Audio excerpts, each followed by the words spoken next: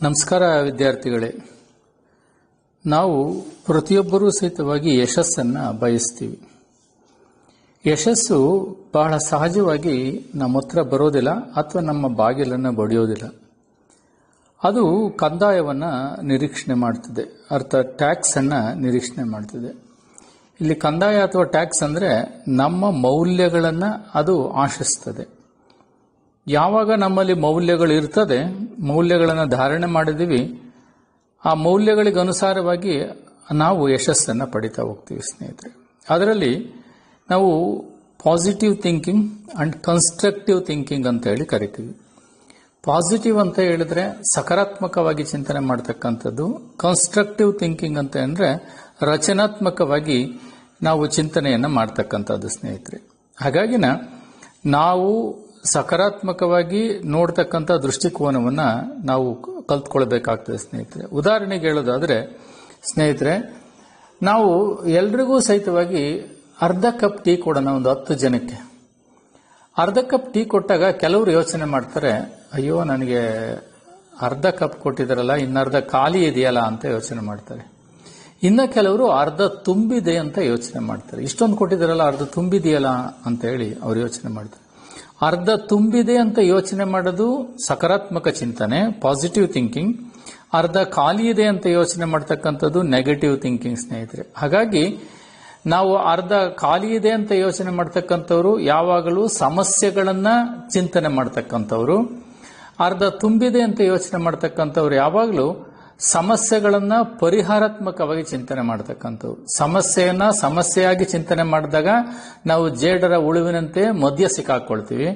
ಸಮಸ್ಯೆಗಳನ್ನ ಪರಿಹಾರಾತ್ಮಕವಾಗಿ ಚಿಂತನೆ ಮಾಡಿದಾಗ ಸಮಸ್ಯೆಗಳಿಂದ ನಾವು ಹೊರಗಡೆ ಬರ್ತೀವಿ ಸ್ನೇಹಿತರೆ. ಇದು ಬಹಳಷ್ಟು ಮುಖ್ಯವಾಗಿರ್ತಕ್ಕಂಥ ಸ್ನೇಹಿತರೆ. ನಿಮ್ಮ ಜೀವನದಲ್ಲಿ ನೀವು ಯಾವಾಗಲೂ ಅಧ್ಯಾಪನ ಮಾಡಬೇಕಾದ್ರೆ ಸಕಾರಾತ್ಮಕವಾಗಿ ಚಿಂತನೆ ಮಾಡಬೇಕೇ ಹೊರತು ನನ್ನಿಂದ ಇದು ಸಾಧ್ಯತೆ ಇದೆ, ನನ್ನಲ್ಲಿ ಮೆಮೊರಿ ಪವರ್ ಜಾಸ್ತಿ ಇದೆ, ನಾನು ಇದನ್ನ ಓದಿ ಮುಗಿಸ್ತೀನಿ, ನನಗೆ ಇದು ನೆನಪಿರ್ತದೆ, ಹೀಗೆ ಸಕಾರಾತ್ಮಕವಾಗಿ ನೀವು ಚಿಂತನೆ ಮಾಡಬೇಕು. ಜೊತೆಯಲ್ಲಿ ನೀವು ರಚನಾತ್ಮಕ ಕನ್ಸ್ಟ್ರಕ್ಟಿವ್ ಥಿಂಕಿಂಗ್ ಅಂತ ಹೇಳಿ ಕರಿತೀವಿ. ಯಾಕೆ ಅಂತ ನಾನು ಹೇಳ್ತೀನಿ ಅಂತ ಹೇಳಿದ್ರೆ, ನಾವು ಯಾವಾಗಲೂ ವರಿ, ಹರಿ ಮತ್ತು ಕರಿ ಅಂತ ಕರಿತೀವಿ. ಅಂದ್ರೆ ನಾವು ಏನ್ ಮಾಡಬೇಕಾಗ್ತದೆ, ಚಿಂತೆಯನ್ನ ಮಾಡ್ತೀವಿ, ಅವಸರದಲ್ಲಿರ್ತೀವಿ.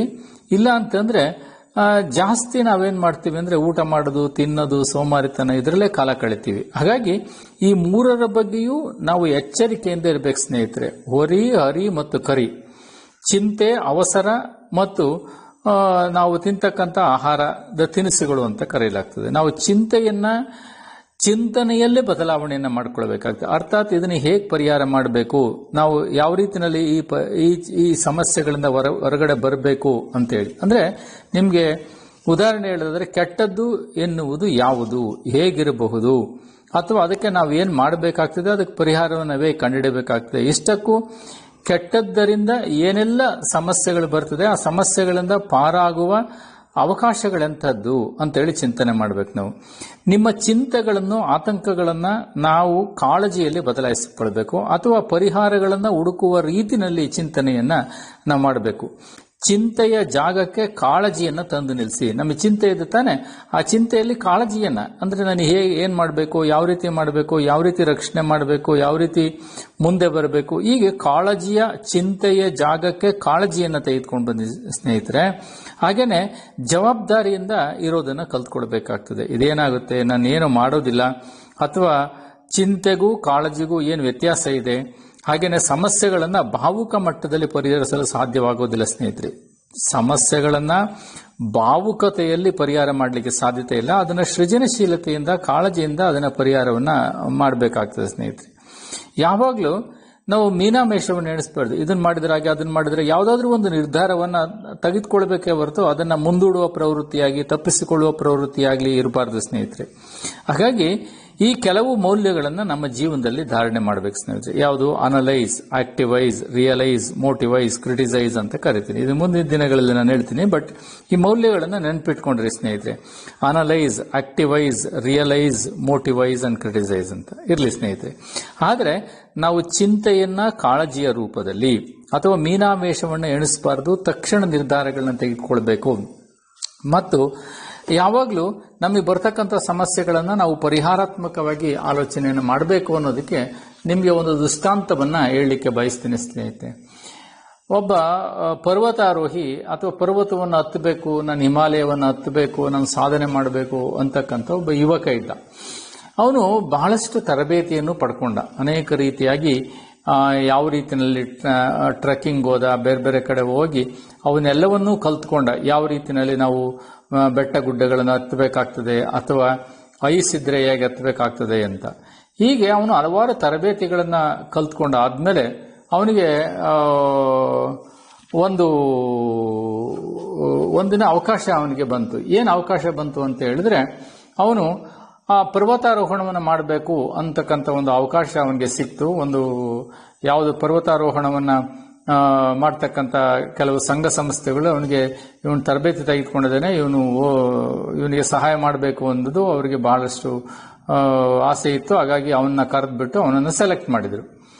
ಅವನು ಪರ್ವತಾರೋಹಣವನ್ನು ಆರಂಭ ಮಾಡಿದ. ನಿಮ್ಗೆಲ್ರಿಗೂ ಗೊತ್ತಿದೆ, ಪರ್ವತಾರೋಹಣ ಅಂದ್ರೆ ಕಡಿದಾಗಿರ್ತಕ್ಕಂಥ ಜಾಗ ಇದೆ, ಅದು ಐಸ್ ಇರ್ತದೆ, ಕ್ಷಣಕ್ಕೂ ಸಹಿತವಾಗಿ ಮುಂದೆ ಏನಾಗ್ತದೆ, ಯಾವ ಸವಾಲುಗಳು ಬರ್ತದೆ ಅನ್ನೋದು ಸಹಿತವಾಗಿ ಗೊತ್ತಾಗೋದಿಲ್ಲ. ಯಾಕೆಂದ್ರೆ ಎಲ್ಲ ರೀತಿಯ ಸಾಧ್ಯತೆಗಳು, ಅಪಾಯಕಾರಿ ಸಾಧ್ಯತೆಗಳು ಪರ್ವತಾರೋಹಣದಲ್ಲಿ ಇರ್ತದೆ ಅನ್ನೋದು ನಮ್ಮೆಲ್ಲರಿಗೂ ಗೊತ್ತಿರತಕ್ಕಂಥ ಸಂಗತಿ ಸ್ನೇಹಿತರೆ. ಅದೇ ರೀತಿಯಲ್ಲಿ ಈತನು ಸಹಿತ ಎಲ್ಲದಕ್ಕೂ ಸಿದ್ಧವಾಗಿ ಹೊರಟಿದ್ದ. ಸುಮಾರು ಇಷ್ಟು ವರ್ಷಗಳ ಕಾಲ ನಾನೇನು ತರಬೇತಿನ ಪಡ್ಕೊಂಡಿದ್ದೆ, ಅದಕ್ಕೆ ನನಗೆ ಒಂದು ಅವಕಾಶ ಸಿಕ್ತಲ್ಲ ಅಂತ ಅವನಿಗೂ ಸಂತೋಷ ಆಗಿತ್ತು. ಪರ್ವತಾರೋಹಣವನ್ನು ಮಾಡಬೇಕು ಅಂತ ಹೇಳ್ಬಿಟ್ಟು ಅವನು ಸುಮಾರು ದಿನಗಳ ಕಾಲ ಆ ಪರ್ವತಾರೋಹಣವನ್ನು ಮಾಡ್ತಾ ಮೇಲೆ ಹೋಗ್ತಾ ಇದ್ದಾನೆ. ಅನೇಕ ಅಪಾಯಗಳನ್ನು ಎದುರಿಸಿದ್ದಾನೆ. ಹಾಗಾಗಿ ಸುಮಾರು ಮೇಲ್ ಹೋದ್ಮೇಲೆ ಇನ್ನೇನು ಅವನು ಶಿಖರವನ್ನು ತಲುಪಬೇಕು ಅಂತೇಳಿ ಅವನಿಗೆ ಕಾಣ್ತಾ ಇದೆ ಶಿಖರ. ಆದರೆ ಅಲ್ಲಿ ದೊಡ್ಡ ಬಂಡೆಯೊಂದು ಅವನಿಗೆ ಅಡ್ಡ ಬರ್ತದೆ ಸ್ನೇಹಿತರೆ. ನೋಡಿ, ಸವಾಲುಗಳನ್ನು ಹತ್ತಿರ ಇನ್ನೇನು ನನ್ನ ಯಶಸ್ಸಿದೆ, ನನ್ನ ಗೆಲುವಿದೆ ಅಂತ ಹೇಳಿದಾಗ ಅವನಿಗೆ ದೊಡ್ಡ ಬಂಡೆ ಅವನಿಗೆ ಅಡ್ಡ ಬರ್ತದೆ ಸ್ನೇಹಿತರೆ. ಹಾಗಾಗಿ ಅವನು ಜಾಗ್ರತೆಯಿಂದ ಬಂಡೆಯ ಮೇಲೆ ಕಾಲಿಟ್ಟು ನೋಡ್ತಾನೆ. ಅವನ ದುರ್ದೈವನೋ ಏನೋ ಗೊತ್ತಿಲ್ಲ, ಅದು ಬಂಡೆ ಏನಾಗ್ತದೆ, ಪುಡಿ ಪುಡಿ ಆಗ್ಬಿಟ್ಟು ಅವನು ಕೆಳಗಡೆ ಬೀಳ್ತಾನೆ. ಕೆಳಗಡೆ ಬೀಳ್ಬೇಕಾದ್ರೆ ಅವನಿನ್ನೂ ಬಿದ್ದಿಲ್ಲ ನೆಲದ ಮೇಲೆ. ಆದರೆ ಬಹುಶಃ ನಿಮಗೆ ಗೊತ್ತಿರ್ತದೆ, ಯಾವಾಗಲೂ ಸಹಿತವಾಗಿ ಅವರೊಂದು ಹಗ್ಗವನ್ನು ತಗೊಂಡೋಗಿರ್ತಾರೆ. ಹಗ್ಗವನ್ನ ಮೇಲೆ ಕೆಸ್ಬಿಟ್ಟು ಅದಕ್ಕೆ ಹಿಡ್ಕೊಂಡಾಗ ಹಗ್ಗ ಅವ್ರ ಮೇಲಕ್ಕೆ ಹೋಗ್ತಿರ್ತಾರೆ. ಹಾಗೆ ರೀತಿಯಲ್ಲಿ ಅವನಿಗೆ ಹಗ್ಗ ಸುತ್ಕೊಂಡ್ಬಿಡ್ತು. ಹಾಗಾಗಿ ಅವನು ಕೆಳಕ್ಕೆ ಬೀಳಲಿಲ್ಲ. ಹಾಗಾಗಿ ಅವನಿಗೆ ಅನಿಸ್ತು, ನನಗೆ ಈ ಹಗ್ಗ ತಗೊಂಡಿದ್ದು ಒಳ್ಳೇದಾಯ್ತು, ನಾನು ಬಹಳ ರಭಸದಿಂದ ಕೆಳಗಡೆ ಬೀಳ್ತಾ ಇದ್ದೆ, ಹಾಗಾಗಿ ನಾ ಅದನ್ನ ಬೀಳೋದನ್ನ ಈ ಹಗ್ಗ ತಡೀತು ಅಂತ. ಆಗ ಅವನೇನ್ ಮಾಡ್ತಾನೆ ಅಂತ ಹೇಳಿದ್ರೆ, ಓ ದೇವರೇ ನನ್ನ ಕಾಪಾಡು ಅಂತ ಅವನು ಬಹಳಷ್ಟು ಮೊರೆ ಇಡ್ತಾನೆ. ಯಾಕೆ ಅಂದ್ರೆ ಹಗ್ಗ ಅವನಿಗೆ ಸುತ್ತಕೊಂಡಿದೆ, ಈ ಕಡೆ ಕೆಳಗೂ ಹೋಗಂಗಿಲ್ಲ, ಆ ಕಡೆ ಮೇಲೂ ಹೋಗಂಗಿಲ್ಲ, ಅವನ ಕೈಗೆ ಯಾವುದೂ ಎಟಕ್ತಾ ಇಲ್ಲ. ಸೊ ಅಂತ ಪರಿಸ್ಥಿತಿಯಲ್ಲಿ ಅವನಿದ್ದಾನೆ. ಆಗ ಅವನನ್ನ ದೇವರನ್ನ ಕಾಪಾಡು ಅಂತ ಹೇಳ್ತಾನೆ. ಬಟ್ ಅಲ್ಲಿವರೆಗೆ ಅವನು ದೇವರನ್ನ ನಂಬಿದವನೇ ಅಲ್ಲ. ಯಾಕೆಂದ್ರೆ ಆ ಚಳಿ, ಆ ಐಸ್ ಎಲ್ಲ ಮೇಲ್ಗಡೆ ಬೀಳ್ತಾ ಇದೆ, ಕೊರೆತಕ್ಕಂಥ ಚಳಿ, ಬಹಳ ಅಪಾಯದಲ್ಲಿದ್ದಾನೆ. ಅಪಾಯದಲ್ಲಿ ಇದ್ದಾಗ ಅನಿವಾರ್ಯವಾಗಿ ಅವನು ದೇವರನ್ನ ಕಾಪಾಡು ಅಂತೇಳಿ ಬಹಳ ಮೊರೆ ಇಡ್ತಾನೆ. ಆಗ ಅವನ ಅದೃಷ್ಟ ಚೆನ್ನಾಗಿತ್ತೋ ಏನೋ ಗೊತ್ತಿಲ್ಲ, ಅವನಿಗೆ ಬಹಳಷ್ಟು ಇದಾಗ ಅವನಿಗೊಂದು ಆ ಕಡೆಯಿಂದ ಒಂದು ಧ್ವನಿ ಬರ್ತದೆ. ಏನಂತ ಹೇಳಿದ್ರೆ, ನಾನು ದೇವರ ಧ್ವನಿಯಾಗಿರ್ತದೆ, ನಾನು ಇರುವವನೆಂದು ನೀನು ನಂಬುತ್ತೀಯ ಅಂತ. ನಾನು ಭಗವಂತ ಇದ್ದೀನಿ, ಆದರೆ ಇಷ್ಟು ವರ್ಷಗಳ ಕಾಲ ನೀನು ನಂಬ್ತಾ ಇರಲಿಲ್ಲ, ಈಗ ನಂಬ್ತೀಯ ಅಂತ. ಆಗ ಆ ಭಗವಂತನ ಧ್ವನಿಯನ್ನ ಕೇಳಿ ಅವನು ಖಂಡಿತ ನೀನಿರುವುದನ್ನು ನಂಬುತ್ತೇನೆ. ನೋಡಿ, ಇಷ್ಟು ವರ್ಷಗಳ ಕಾಲ ಅವನು ನಂಬದೇ ಇರತಕ್ಕಂಥವನು ಅಪಾಯದಲ್ಲಿ ಸಿಲುಕಿಕೊಂಡಾಗ ಭಗವಂತನನ್ನ ಕೂಗ್ತಾನೆ, ಭಗವಂತನಿಂದ ವಾಯ್ಸ್ ಬರ್ತದೆ. ಆಗ ಅವನು ಹೇಳ್ತಾನೆ, ನಾನು ನಂಬುತ್ತೇನೆ ಅಂತೇಳಿ. ಹಾಗಾದರೆ ನಾನೀಗ ಏನು ಮಾಡಬೇಕು ಅಂತ ದೇವರನ್ನ ಕೇಳ್ತಾನೆ. ಆಗ ದೇವರು ಹೇಳ್ತಾನೆ, ಹೋಗ್ಲಿ ನಿನ್ನನ್ನು ಉಳಿಸ್ಬೇಕಲ್ವೇ ಅಂತ ಕೇಳ್ತಾನೆ. ಹೌದು, ದಯವಿಟ್ಟು ನನ್ನನ್ನು ಉಳಿಸು, ಹೇಗಾದ್ರೂ ಮಾಡಿ ನನ್ನ ನೆಲಕ್ಕೆ ಮುಟ್ಟಿಸು ಅಂತ ಹೇಳಿ ಪರ್ವತಾರೋಹಿ ಮೊರೆ ಇಡ್ತಾನೆ ದೇವರನ್ನ. ಆಯ್ತು, ಹಾಗಾದ್ರೆ ನೀನು ಒಂದು ಕೆಲಸ ಮಾಡು ಅಂತ ಹೇಳ್ತಾನೆ. ನಿನ್ನ ಸೊಂಟಕ್ಕೆ ಹಗ್ಗ ಸುತ್ತಕೊಂಡಿದೆಯಲ್ಲ, ಅದನ್ನ ಕತ್ತರಿಸ್ಬಿಡು, ನೀನು ಉಳ್ಕೊಳ್ತೀಯ, ನಾನೆಲ್ಲ ನೀನು ರಕ್ಷಣೆ ಮಾಡ್ತೀನಿ ಅಂತ ಹೇಳ್ತೀನಿ. ನೆನ್ಪಿಟ್ಕೊಳ್ಳೋ ಸ್ನೇಹಿತರೆ, ಅವನ ಸೊಂಟಕ್ಕೆ ಹಗ್ಗ ಕಟ್ಕೊಂಡಿರ್ತಕ್ಕಂಥದ್ದು ಅವನನ್ನ ಕೆಳಗಡೆ ಬೀಳದಂತೆ ತಡೆ ಹಿಡಿದಿರ್ತದೆ. ದೇವರನ್ನ ಅವನು ಕೇಳ್ತಾನೆ, ನನ್ನಿಂದ ಏನು ಸಹಾಯ ಬೇಕು ಅಂತ, ನನ್ನನ್ನು ರಕ್ಷಣೆ ಮಾಡು ದೇವ್ರೆ ಅಂತೇಳಿ ಅವನು ಕೂಗ್ತಾನೆ. ತಕ್ಷಣ ಅವನು ದೇವರು ಉತ್ತರ ಕೊಡ್ತಾನೆ. ಏನಂತೇಳಿ, ನಿನ್ನ ಕಟ್ಟಿರ್ತಕ್ಕಂಥ ಹಗ್ಗವನ್ನು ಬಿಚ್ಚಿಬಿಡು ಅಥವಾ ತುಂಡರಿಸ್ಬಿಡು, ನಿನ್ನನ್ನು ರಕ್ಷಣೆ ಮಾಡ್ತೀನಿ ಅಂತೇಳಿ. ಅವನಿಗೆ ಬಹಳ ಫಜೀತಿಗೆ ಇಟ್ಕೊಳ್ತದೆ. ಏನಂತ ಹೇಳಿದ್ರೆ, ಈ ದಾರ ಕಟ್ ಮಾಡಿಬಿಟ್ರೆ ನಾನೆಲ್ಲಿ ಬಿದ್ದು ಸಾಯ್ತನು, ಏನೋ ಈ ಕೊರಿತಕ್ಕಂಥ ಚಳಿ, ಈ ಚಳಿಯಲ್ಲಿ ಇದು ಯಾವ ವಾಯ್ಸೋ ಏನ್ ಕತೆನೋ ಈ ಗೊತ್ತಾಗ್ತಾ ಇಲ್ವಲ್ಲ ಅಂತ ಹೇಳ್ಬಿಟ್ಟು ಅವನು ನಂಬೋದೇ ಇಲ್ಲ. ಅವನು ಹಗ್ಗವನ್ನು ಕಟ್ ಮಾಡೋದೇ ಇಲ್ಲ. ಯಾಕೆಂದ್ರೆ ಹಗ್ಗ ಕಟ್ ಮಾಡಿಬಿಟ್ರೆ ರಾತ್ರಿ ಬೇರೆ ಕತ್ಲೆ ಕಾಣ್ತಾ ಇಲ್ಲ, ಕೆಳಗಡೆ ಏನಿದೆ ಮೇಲ್ಗಡೆ ಏನಿದೆ ಸೈಡಲ್ಲಿ ಏನಿದೆ ಏನೂ ಕಾಣ್ತಾ ಇಲ್ಲ. ಸೊ ಈ ಕಾಣದೇ ಇರತಕ್ಕಂಥ ಪರಿಸ್ಥಿತಿಯಲ್ಲಿ ಇದು ಯಾವ ವಾಯ್ಸೋ ಏನ್ ಕತೆನೋ ಅಂತ ಹೇಳ್ಬಿಟ್ಟು ಅವನು ಹಗ್ಗವನ್ನು ಕಟ್ ಮಾಡೋದಿಲ್ಲ. ಸೊ ರಾತ್ರಿ ಎಲ್ಲ ಅವನು ಚಳಿ ಜಾಸ್ತಿ ಆಗ್ಬಿಟ್ಟು ಅಲ್ಲೇ ಅವನು ನಿಸ್ತೇಜ ಆಗ್ಬಿಡ್ತಾನೆ. ನೆಕ್ಸ್ಟ್ ಡೇ ಬೇರೆ ತಂಡದವರು ಅಲ್ಲಿಂದ ಬರ್ಬೇಕಾದ್ರೆ ಈ ಹಗ್ಗದ ಮೇಲೆ ಇರ್ತಕ್ಕಂಥ ಇವನನ್ನು ನೋಡಿ ಅವನು ರಕ್ತ ಲೆಪ್ಪಗಟ್ಟಿದೆ, ಶರೀರದಿಂದ ಪ್ರಾಣ ಆರಿ ಹೋಗಿದೆ, ಇನ್ನೇನು ನೆಲ ಕೇವಲ ಎಷ್ಟಿದೆ ಅಂದ್ರೆ 5 ಅಡಿ ನೆಲ ಇದೆ ಅಷ್ಟೇನೆ. ಒಂದ್ ಪಕ್ಷ ಅವನು ಹಗ್ಗವನ್ನು ಕಟ್ ಮಾಡಿಬಿಟ್ಟಿದ್ರೆ ಅವನು ಬದುಕೊಳ್ತಿದ್ದ. ಆದ್ರೆ ಆ ದೇವರ ವಾಯ್ಸನ್ನ ಅವನು ನಂಬಲಿಲ್ಲ ಸ್ನೇಹಿತರೆ. ಹೀಗೆ ನಂಬಿಕೆಯೇ ಹೀಗೆ, ಬೇಕಾದಾಗ ನಂಬ್ತೇವೆ, ಬೇಡವಾದಾಗ ಬಿಡ್ತೇವೆ. ಬಹಳಷ್ಟು ಬಾರಿ ಯಾವುದರಲ್ಲಿಯೂ ನಂಬಿಕೆ ಇರೋದಿಲ್ಲ. ಕೆಲವರಿಗೆ ಏನಾಗ್ತದೆ, ನಾ ಘಾಟ್ಕ ನಾ ಗರ್ಕ ಅಂತೇಳಿ, ಅಂದ್ರೆ ಯಾವುದನ್ನು ಅವರು ನಂಬೋದೇ ಇಲ್ಲ. ಆ ನಂಬದೇ ಇರತಕ್ಕಂಥ ಪರಿಸ್ಥಿತಿಯಲ್ಲಿ ಈ ರೀತಿಯಲ್ಲಿ ತಮ್ಮ ಪ್ರಾಣವನ್ನೇ ತಕ್ಕೊಳ್ತಕ್ಕಂಥ ಒಂದು ಪರಿಸ್ಥಿತಿ ಬರ್ತದೆ ಸ್ನೇಹಿತರೆ. ಹಾಗೆ ಸ್ನೇಹಿತರೆ, ನಮ್ಮ ಜೀವನದಲ್ಲಿ ನಾವು ಪಾಸಿಟಿವ್ ಥಿಂಕಿಂಗ್ ಇರಬೇಕು, ಕನ್ಸ್ಟ್ರಕ್ಟಿವ್ ಥಿಂಕಿಂಗ್ ಇರಬೇಕು.